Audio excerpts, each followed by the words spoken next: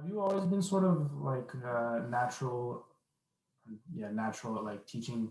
Because I like when we were coaching together, you seemed like very comfortable with telling them, hey, you have to plant off this foot if you're doing this movement, or you have to make sure your body weight is shifted this way, and that sort of thing. Did that come from years of like training, or was that always sort of a natural skill for you? I would say it came from years of practicing and years of experience more than anything else. And I also think some people are better at explaining, and I don't know if I have experience that says, "Oh, I went through this, so now I know how to talk about it." But certainly years of playing sports, maybe even having leadership roles such as a captain, running camps, you have to explain things to kids. Being a trainer, I explain every single day how to do Mm-hmm. something. And you only get, I mean, you should be getting better at it.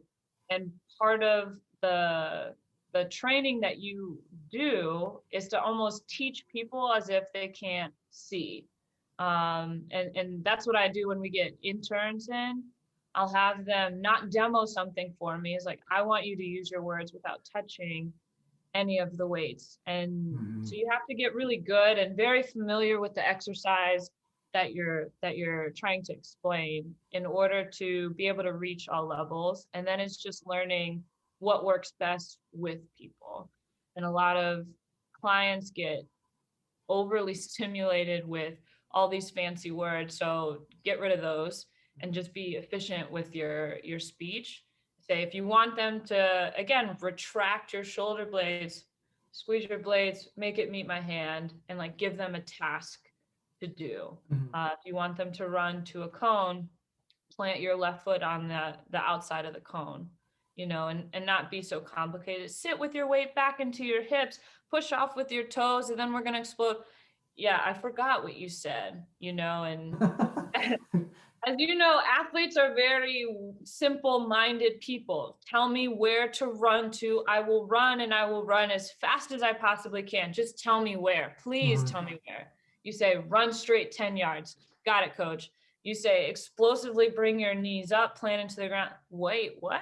Yeah. No, so keep it simple and you'll have a lot more success. The simpler you keep it, the more task driven your cues are. Mm-hmm. And that's something that you kind of learn at different courses or practicing with clients and kids. They'll tell you and you'll see it in their performance if they have trouble understanding it. Yeah, I've had people tell me what you do with the interns, say explain without like demonstrating or without touching the equipment. I've had people Yeah. do that with me before, and I've never realized, like, you don't realize until somebody's like, all right, explain without doing it, how difficult some of those things actually are to explain.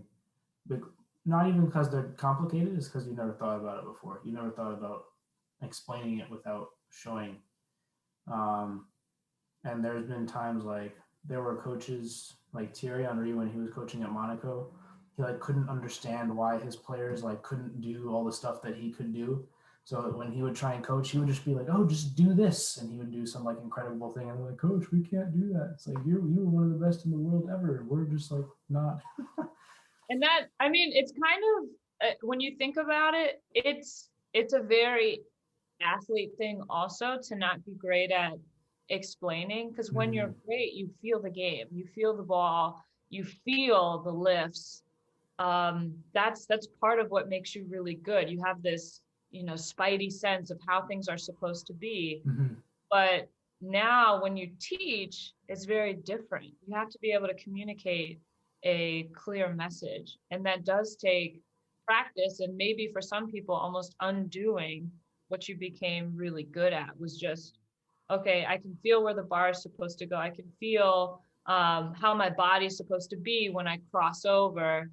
Well, can you explain it to somebody so somebody else can feel it? It's Yeah. it's a totally different game. Yeah.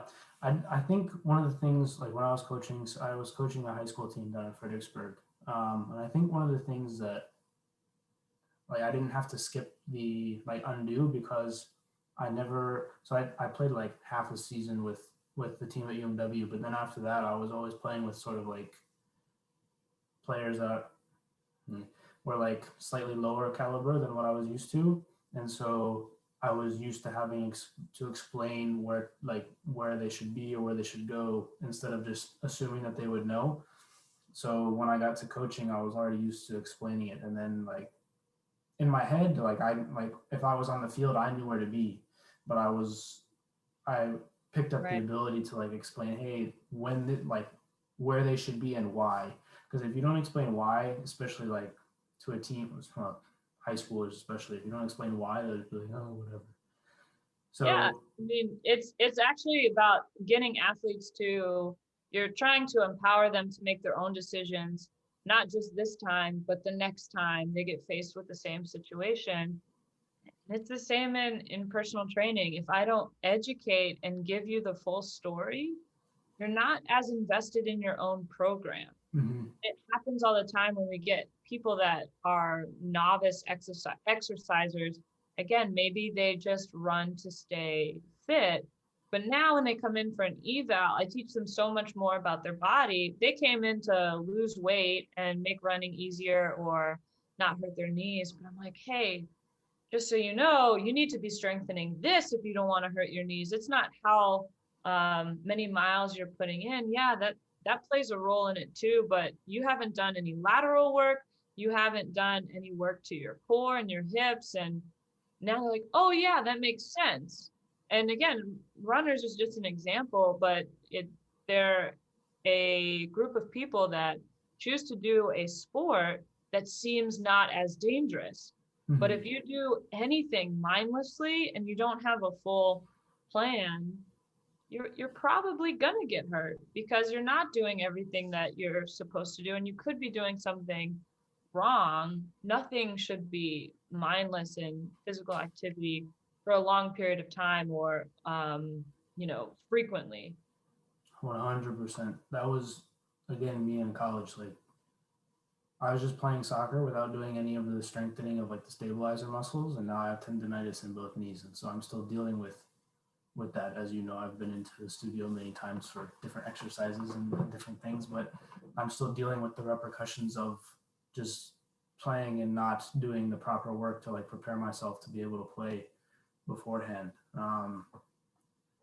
And it's so much more important than like anyone realizes until they get told that, because like you know that's not something intuitively that you kind of just know. You have to, that's something that you have to be like, oh, I'm running so therefore I'm in shape. It's like, Yeah. well, maybe, but also maybe not, because of all these other things. You might be hurting yourself in such and such way.